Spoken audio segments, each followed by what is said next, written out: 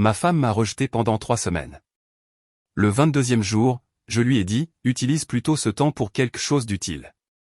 Par exemple, pour annoncer à ta mère que tu retournes vivre chez elle. Elle s'est figée. Pas aujourd'hui. Je ne suis pas d'humeur. Assieds-toi et mange. C'était Laure, près de l'évier, le dos tourné, les épaules droites comme si elle donnait des instructions à un étranger. 5 ans de mariage, et pour la première fois, elle a repoussé mon câlin d'un geste sec, comme si c'était une mouche. Je suis resté là, ma veste à moitié enlevée, les bras levés dans le vide. J'ai posé la veste sur une chaise et j'ai regardé la vapeur de la casserole embuer la fenêtre. Si j'avais su où cette phrase allait mener, j'aurais coupé le gaz sur le champ et commandé à emporter. Mais je ne l'ai pas fait. J'ai pensé que c'était un incident isolé et j'ai continué. J'ai pris ma place, j'ai piqué une carotte et j'ai essayé de garder une ambiance légère. « Tu vas bien ?» ai-je demandé. « Journée chargée ?» a-t-elle dit en rinçant une cuillère. « Je suis épuisé. »« Est-ce qu'il y a quelque chose que je peux faire pour te soulager ? Tu pourrais manger avant que ça ne refroidisse. » Cette phrase a eu l'effet d'une porte qui se referme. J'ai mâché, j'ai hoché la tête, en me disant de ne pas en faire toute une histoire. Les gens sont fatigués. Les gens ont de mauvaises passes. La maison était silencieuse, à l'exception de la hottée du chien d'un voisin. Après le dîner, j'ai débarrassé les assiettes. Quand j'ai voulu toucher son épaule, elle s'est décalée d'1 centimètre, et c'est comme si j'avais manqué un barreau d'échelle. Je ne vais pas tarder, a-t-elle ajouté. J'ai des courriels. J'ai eu le sommeil léger. Le matin, j'ai embrassé le sommet de sa tête. Elle n'a pas bougé. Je suis parti tôt pour mon atelier en me disant que je dramatisais. Jour 2, après le travail, je me suis penché vers elle à la porte. Même routine. Elle a pivoté, s'est esquivée sous mon bras et a attrapé une pile de courriers sur la console. Attends, ai-je tenté. 10 secondes. Julien, je suis en sueur et j'ai des choses à finir. Je serai sur l'ordinateur portable. Tout va bien entre nous ? Tout va bien, a-t-elle dit, les yeux sur les coupons de réduction. N'en fais pas toute une histoire. Jour 3.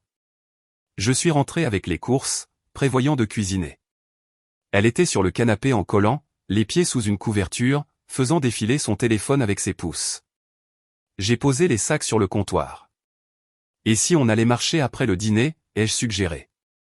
Je ferais mieux d'utiliser ce temps pour rattraper mon retard, a-t-elle dit sans lever les yeux. Rattraper quoi ? J'ai des projets. Tu le sais, non ? J'ai déballé les courses, en écoutant le ronronnement du réfrigérateur. Tu sais que je suis là, que je ne suis pas un collègue, n'est-ce pas ?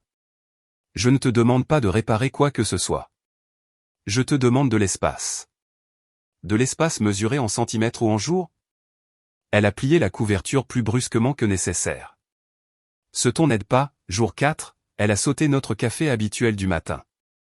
Pour gagner du temps, a-t-elle dit. Je le boirai à mon bureau.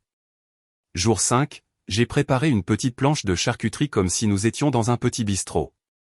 Avec des bougies et tout le tralala. Elle est entrée, a jeté un œil à ce que j'avais préparé, l'air contrarié. C'est gentil, a-t-elle dit, ce que les gens disent quand ils sont sur le point de refuser un cadeau. Mais j'ai dit à Léa que je la rejoindrais à la salle de sport. On peut peut-être remettre ça à plus tard.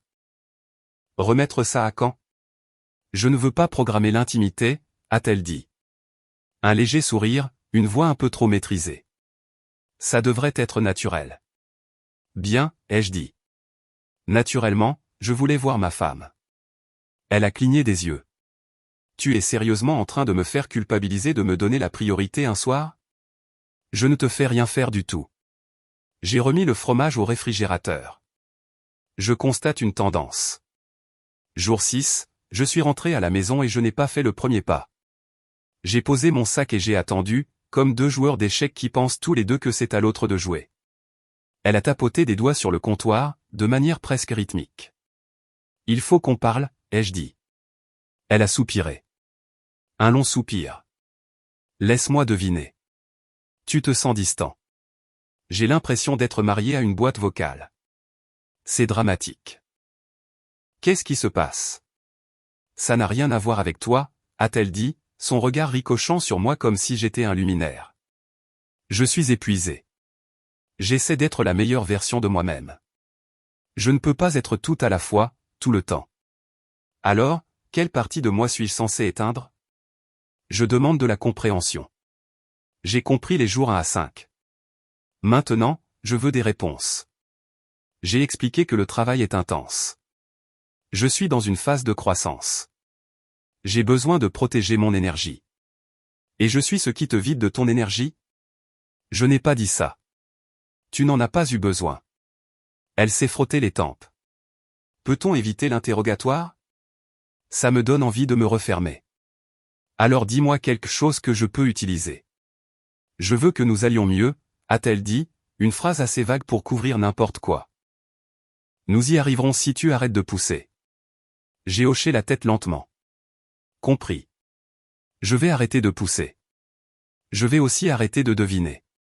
À partir de maintenant, je suivrai ton rythme. Merci, a-t-elle dit, pensant qu'elle avait gagné quelque chose. Si j'avais su où cela menait, j'aurais changé les serrures cette nuit-là. Au 8e jour, j'ai essayé les techniques classiques, préparer le dîner, laisser un mot sur son miroir, les inviter dans ce restaurant qu'elle aimait au bord de la rivière. Elle a lu le mot, a envoyé un texto, adorable, et a décliné le dîner avec un emoji de report. J'ai annulé la réservation et suis allé faire un tour en voiture à la place, les fenêtres baissées, en réfléchissant.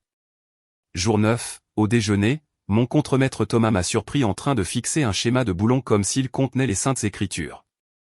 On dirait que quelqu'un t'a piqué tes outils, a-t-il dit. Thomas est quelqu'un de franc, avec des yeux plus âgés qui ne manquent rien. C'est bizarre à la maison, lui ai-je dit. Défini bizarre. Froid. Distant.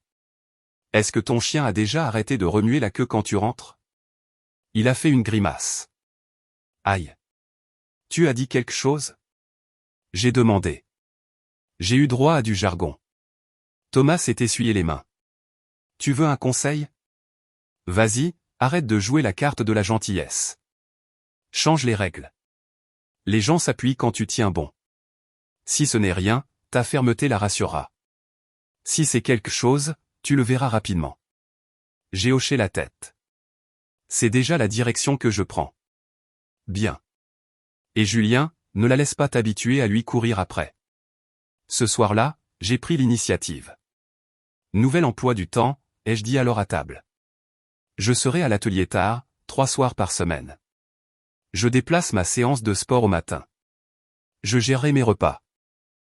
Tu gères les tiens. Si tu veux du temps, réserve-le. Sinon, pas de problème. J'ai fini de deviner. Elle a cligné des yeux devant ce qui ressemblait à s'y méprendre à un contrat. C'est une punition? C'est de la clarté. Tu voulais de l'espace. Je lui donne une structure. Ça semble rigide. C'est adulte. Elle a haussé les épaules. Fais ce que tu veux. J'ai créé un compte invité pour les services de diffusion en continu qu'elle utilisait sur mes abonnements. J'ai changé les mots de passe de 3 applications financières. Rien de dramatique, j'ai juste déplacé l'épargne sur un compte auquel elle n'avait pas d'accès automatique. J'ai viré mon dépôt direct sur une autre banque. Je ne l'ai pas annoncé. J'ai réorganisé mon placard en 2 sections et mis en boîte les objets sentimentaux. Pas de cris, pas de discours, juste des faits. Jour 10, elle s'est adoucie. C'était le premier tournant. Je suis rentré à la maison pour trouver un gratin dans le four et une bougie allumée. Pour l'odeur, pas pour l'ambiance, a-t-elle dit. Une assiette devant moi, comme une serveuse qui finit son service plus tôt. Longue journée, a-t-elle demandé. Standard, ai-je répondu. Je pensais à toi, a-t-elle ajouté, presque nonchalamment. Je sais que j'ai été intense. Intense, c'est une séance de sport, ai-je dit. Tu as été absente. J'essaie, a-t-elle dit. Ça, c'est moi qui essaie. Je vois l'effort, lui ai-je dit. Je vois aussi une tendance. Un seul dîner ne va pas la réécrire. Alors, on compte les points maintenant. Non, je regarde le match. Elle a tendu la main, a touché mon poignet. C'était délibéré. Remettons les compteurs à 0. Film vendredi. Tu choisis. D'accord, ai-je dit, d'une voix neutre. On verra comment se présente vendredi. Cette nuit-là, j'ai dormi dans la chambre d'amis. Pas d'annonce, pas de drame. Le matin, elle se tenait dans l'embrasure de la porte, les cheveux relevés, les bras croisés. Qu'est-ce que c'est que ça? A-t-elle demandé. Du sommeil, ai-je répondu. Là-dedans? Un meilleur repos. Julien, c'est puéril. C'est respectueux, ai-je dit. Tu as demandé de l'espace. Je le maintiens. Elle a secoué la tête et est partie. 15 minutes plus tard, un café dans une tasse de voyage est apparu sur l'îlot de la cuisine avec une note autocollante, pour ta séance de sport matinale. C'était la carte de la douceur. Je l'ai pris, j'ai dit merci et j'ai maintenu ma ligne de conduite. Jour 12. Samedi après-midi. Son amie Denise est passée. Denise est le genre de voisine qui parle avec ses sourcils. Elles se sont tenues sur le porche et ont fait comme si je ne pouvais pas entendre à travers la moustiquaire. Il est en colère, a demandé Denise. Il est rigide, a répondu Laure. Je pensais que tu aimais la structure. Pas ce genre de structure. Il joue un numéro d'avocat. Tu pourrais juste lui accorder une fin de semaine, a suggéré Denise.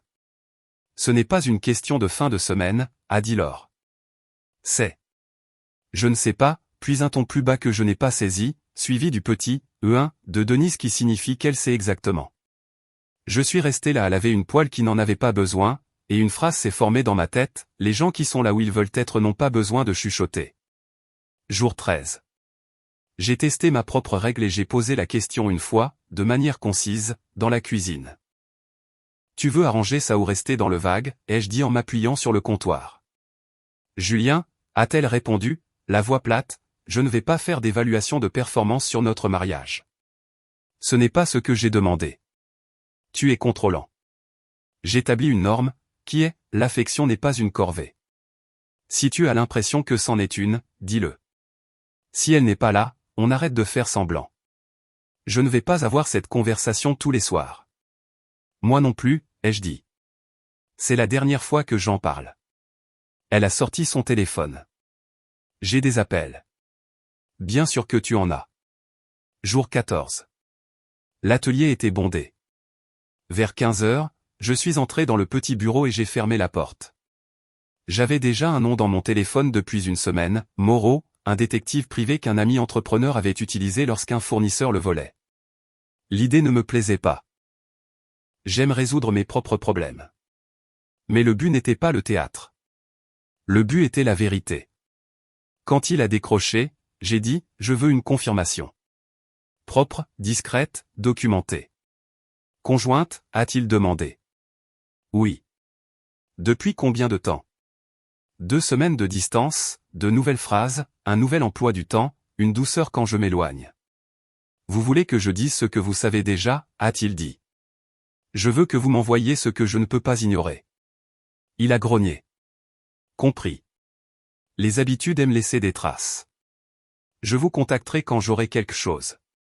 Nous nous sommes rencontrés sur un terrain de stationnement près d'une épicerie. Moreau portait des vêtements civils et des chaussures avec lesquelles on pouvait courir. Il a demandé une semaine. Il a pris une photo de la voiture, a appris sa routine.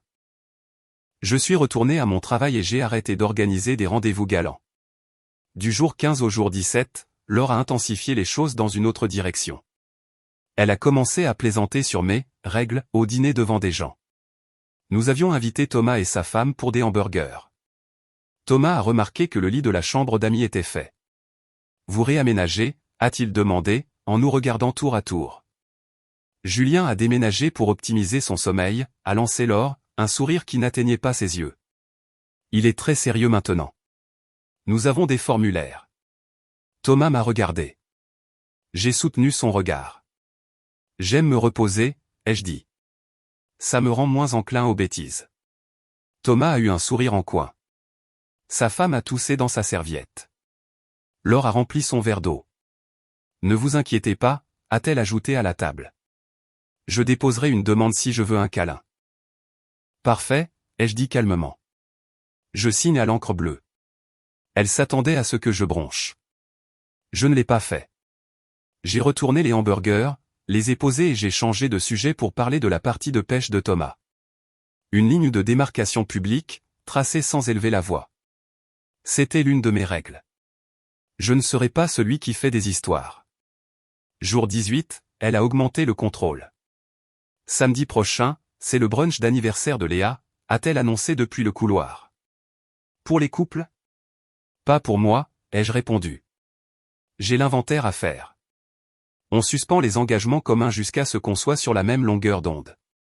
Tu ne peux pas simplement annuler avec mes amis. Je n'annule pas. Je décline. Ça me donne une mauvaise image. Tu t'en es chargé quand tu as commencé à distribuer des reconnaissances de dette pour de l'affection. Tu me punis. Je gère mon temps.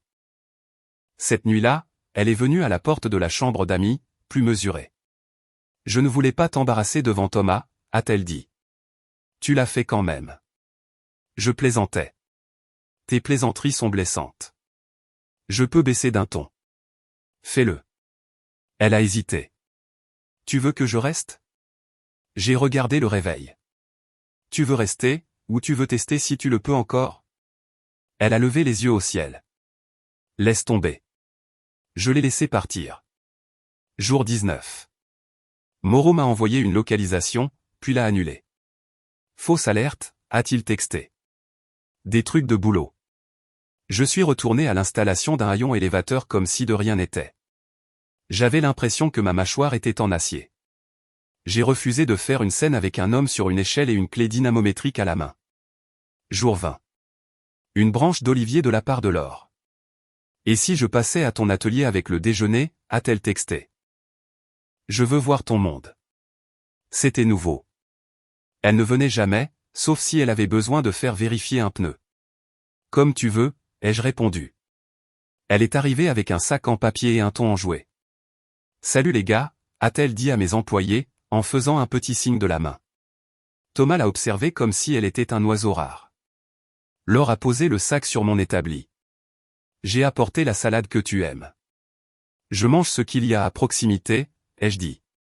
Mais je l'ai prise.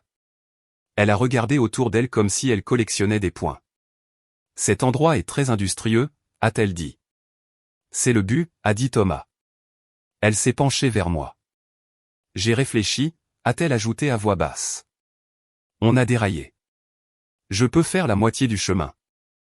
Tu peux me retrouver sur le terrain du respect, ai-je dit. Je suis là, non? Tu es là après que j'ai déménagé de la chambre et arrêté d'assister à tes événements. Elle a souri comme une politicienne. Ne traumatisons pas le personnel avec nos négociations. Alors ne me provoque pas, ai-je dit sans lever les yeux.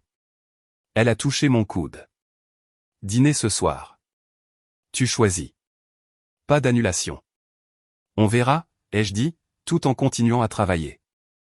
C'était la deuxième illusion qui commençait à se former. Elle voulait les apparences. Elle voulait la position. Elle n'avait répondu à aucune question fondamentale.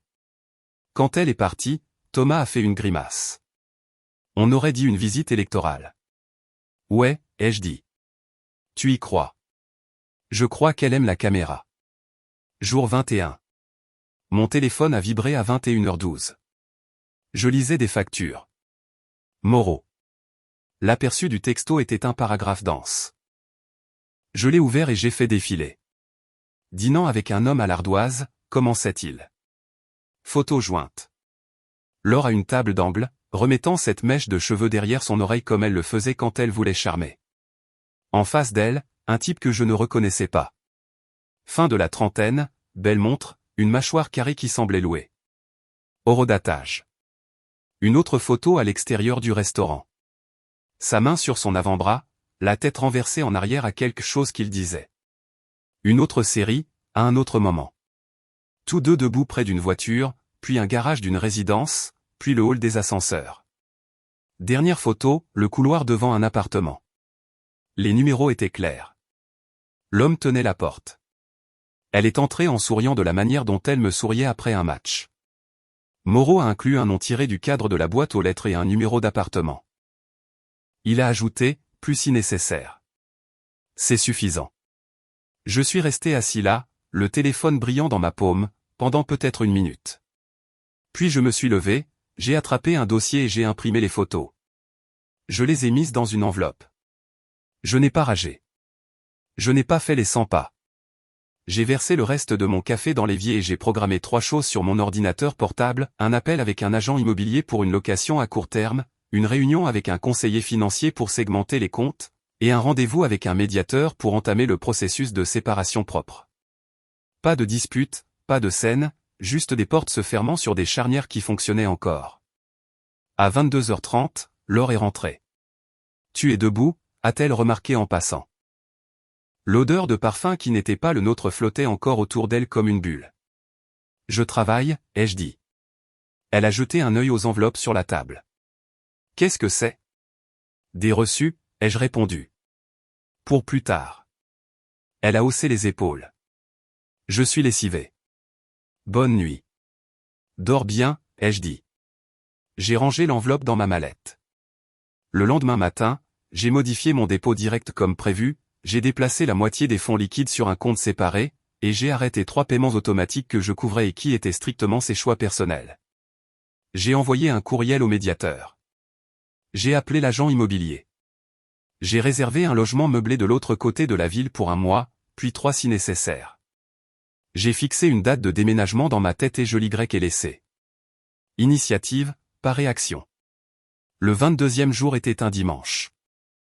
Je nettoyais le garage, triais du matériel, étiquetais des bacs, quand elle est apparue dans l'embrasure de la porte avec une douceur prudente que je n'avais pas vue depuis des semaines. C'était le grand tournant. « Salut », a-t-elle commencé, en s'approchant doucement. « Tu as été distant. Je me suis mis à ton niveau. »« Je n'aime pas ça », a-t-elle dit, en entrant dans mon espace. « Tu me manques. La version de moi qui n'avait pas de limite te manque. » Elle a posé une paume sur ma poitrine, sans y être invitée. « Je veux qu'on se retrouve. » J'étais à côté de la plaque. « Je le comprends. J'ai été surmené et je me suis défoulé sur toi. Je suis là maintenant. » Elle s'est approchée, un geste qu'elle n'avait pas fait depuis près d'un mois. « Parle-moi. » Je me suis écarté. « Utilise ce temps pour quelque chose d'utile. » Ses yeux ont vacillé. « Qu'est-ce que ça veut dire ? » Comme dire à ta mère que tu emménages chez eux pendant un certain temps. J'ai pris ma mallette, j'ai sorti l'enveloppe et j'ai placé les photos sur l'établi une par une, comme des outils.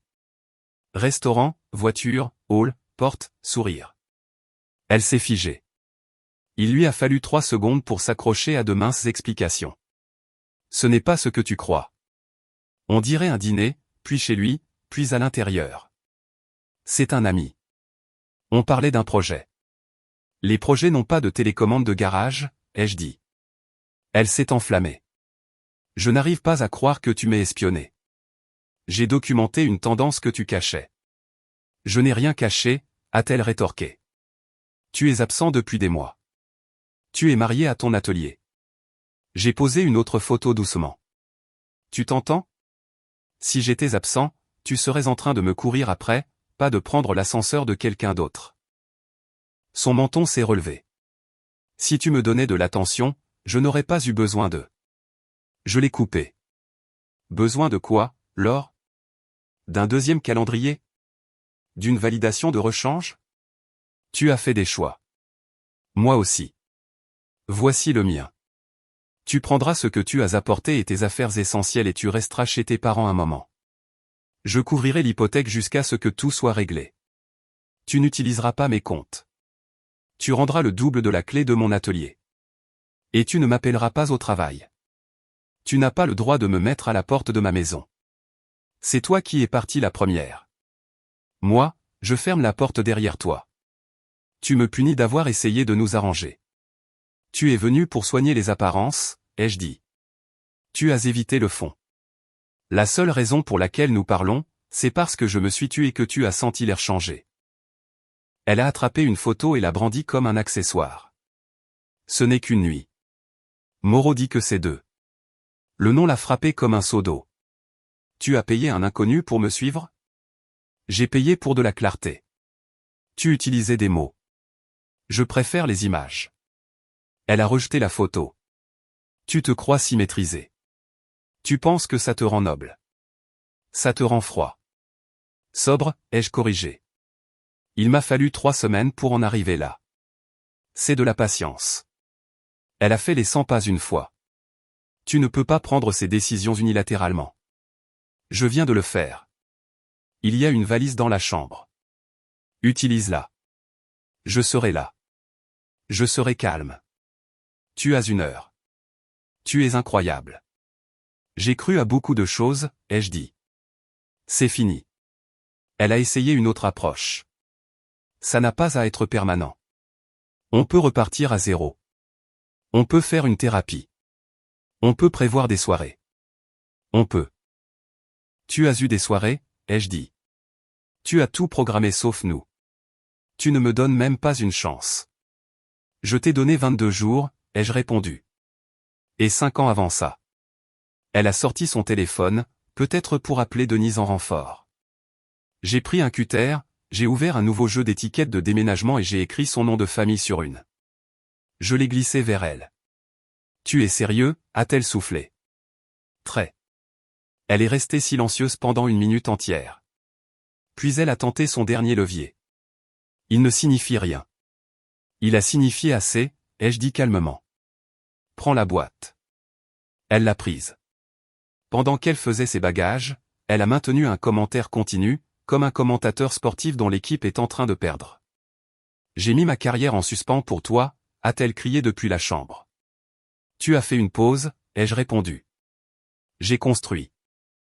Tu ne te soucies que du contrôle, a-t-elle dit en passant avec des cintres. Je me soucie du respect, ai-je répliqué. Ça, on ne peut pas le simuler. Je me sentais seul, a-t-elle dit. Tu t'ennuyais, ai-je dit. Problème différent, solution différente. Qu'est-ce que je suis censé dire aux gens, a-t-elle exigé. La vérité ou quelque chose de poli. Je ne serai pas là pour vérifier. Elle a roulé la valise jusqu'à la porte comme si elle quittait un hôtel. Sur le porche, elle s'est retournée et m'a fait face. Tu fais une erreur, a-t-elle déclaré. Tu jettes un mariage par la fenêtre parce que ton ego a été blessé. Mon ego va bien, ai-je dit. C'est mon respect qui n'est pas négociable. Elle a levé le menton. Tu n'es pas aussi spécial que tu le penses. Je n'ai pas besoin d'être spécial, ai-je dit. J'ai juste besoin d'être respecté dans ma propre maison. Elle a soutenu mon regard un instant de plus, puis s'est dirigée vers sa voiture. Elle n'a pas claqué la portière. Elle est partie comme elle le faisait toujours, mesurée, l'image intacte. La voiture s'est éloignée doucement. Je suis resté là assez longtemps pour voir les feux arrière tourner au coin de la rue. Puis je suis rentré, j'ai ouvert le tiroir avec les doubles des clés et j'ai mis la sienne de côté. J'ai envoyé 2 courriels, un au médiateur pour confirmer le rendez-vous, un à l'agent immobilier pour dire que je prendrais la location plus tôt. J'ai envoyé un texto à Thomas. Changement de plan. J'ai besoin de toi mardi avec ton camion. Il a répondu avec un emoji pouce levé. Ça marche. Cette nuit-là, les appels ont commencé. Le premier à 21h15. Je l'ai laissé sonner. Un autre à 21h20. J'ai envoyé un texto. Si c'est pour la logistique, texto. Si c'est pour l'émotionnel, courriel. Elle a rappelé à 22h. Messagerie vocale. À 22h30, un message est arrivé, assez long pour remplir l'écran. Julien, s'il te plaît, décroche. J'ai paniqué. Je ne voulais pas nous perdre. J'ai fait un choix stupide. Ça ne signifiait rien. Tu as été si distant. Je me sentais seul. S'il te plaît, parlons demain. Je peux passer avec du café. On peut aller faire un tour. Je t'aime. Je ne veux pas tout jeter. J'ai posé le téléphone face contre table et j'ai dormi dans mon propre lit, le vrai, seul pour la première fois depuis des semaines. Lundi matin, j'ai rencontré le médiateur. On fait ça proprement, ai-je dit. Les actifs divisés équitablement. Pas de diffamation, pas de scène. Compris, a-t-il dit. J'ai changé mon contact d'urgence à l'atelier pour Thomas. J'ai mis à jour mon assurance. J'ai transféré les services publics de la maison dans une application de gestion qui nécessitait mon autorisation pour les changements. Des étapes ennuyeuses, le genre qui maintient les lignes sans mon attention. Au déjeuner, Thomas s'est penché à l'embrasure de la porte de mon bureau. Ça va? Je suis occupé, ai-je dit. Il m'a étudié. Tu es stable. C'est le travail. Tu veux une bière ce soir, a-t-il demandé. J'ai une location à inventorier, ai-je répondu. On remet ça. Il a eu un sourire en coin. Juste. Ce soir-là, alors que je chargeais des cartons, Denise a traversé la rue, telle la curiosité sur deux jambes. Elle est chez ses parents, a-t-elle annoncé comme si je ne le savais pas, elle dit que tu as réagi de manière excessive. J'ai réagi, ai-je dit. Elle dit que tu as déplacé de l'argent. J'ai sécurisé mon travail. Elle dit que tu as engagé quelqu'un pour la surveiller. Je l'ai fait. Denise a plissé les yeux. Et il y a autre chose? Je l'ai regardé. Tu sais ce qu'il y a. Tu l'as entendu dans son ton il y a 2 semaines. Denise s'est mordu la lèvre. Elle pensait que tu lui courais après. Elle a mal interprété la situation. Tu en as vraiment fini? J'en ai fini avec la version où je demande un respect de base et où je reçois une invitation de calendrier. Denise a hoché la tête une fois. D'accord. Elle s'est retournée pour partir, puis s'est arrêtée. Pour ce que ça vaut, tu gères ça plus proprement que la plupart des gens. Je suis allergique au désordre, ai-je dit et je suis retourné à mon chargement. Les 2 jours suivants ont été un tourbillon de décisions d'adultes. J'ai rédigé un plan simple pour les 3 prochains mois. Déménager dans la location, garder la maison prête pour les visites, terminer les papiers, sortir la tête haute. Laure a continué d'appeler. En milieu de semaine, elle a de nouveau changé de tactique. La deuxième illusion, en couleur. Elle s'est présentée à l'atelier dans une robe qu'elle sait être photogénique. Tu me manques, a-t-elle dit, d'une voix assez douce pour écailler la peinture. Pas ici, ai-je répondu, les yeux sur le moniteur. Elle s'est approchée, ignorant Thomas à 1 mètre de là. S'il te plaît, juste 5 minutes. Thomas a baissé les yeux sur un presse-papier comme s'il contenait des secrets d'État. Bureau, ai-je dit et je suis entré. Elle a fermé la porte derrière nous. Regarde-moi, a-t-elle dit. J'ai tout gâché. J'ai eu peur. Je me suis senti invisible. J'ai pris une mauvaise décision. Je peux réparer ça. Je ferai n'importe quoi. Tu es très convaincante quand tu veux quelque chose. Je veux mon mari. Tu voulais un public, ai-je dit. Tu en as eu un. Puis tu as voulu du frisson. Tu l'as eu. Maintenant, tu veux à nouveau la stabilité. Tu ne peux pas me faire subir tes cycles comme la météo. Ce n'est pas juste, a-t-elle dit. C'est exact, ai-je répliqué. Et je ne suis pas une prévision. Je suis un homme avec un plan. On peut faire une thérapie, a-t-elle tenté. Je serai présente. Je ferai le travail.